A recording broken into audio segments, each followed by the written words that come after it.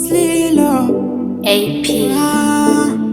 Imani ndi andifonera kati Slilo ande kupawa mapia si ese ariko kana mabibi futi ariko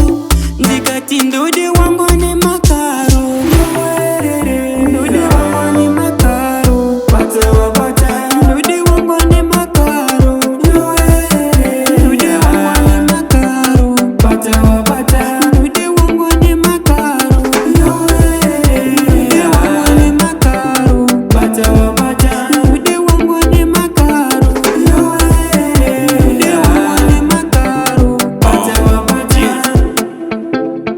Sisa ungai pane mukaka kawaye kuno kutisha kapaka mwana sikana munhu wakanaka unoda chiti mbotanga kudhakwa svika panzvimbo timbofila vibe tirive hwawa chitakwene pop unodhura aubatiki golf iwe kamiki ndini kamouse wakapfeka malebo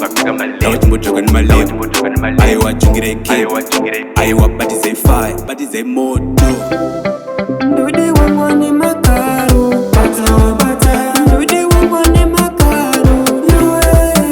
ndode wangu ane makaro bata wa bata ndode wangu ane makaro ndode wangu ane makaro bata wa bata ndode wangu ane makaro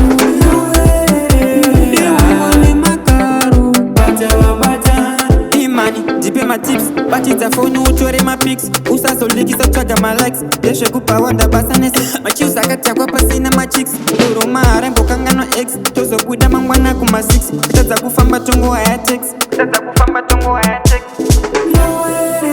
ndode wangu ane makaro bata wa bata ndode wangu ane makaro ndode wangu ane makaro bata wa bata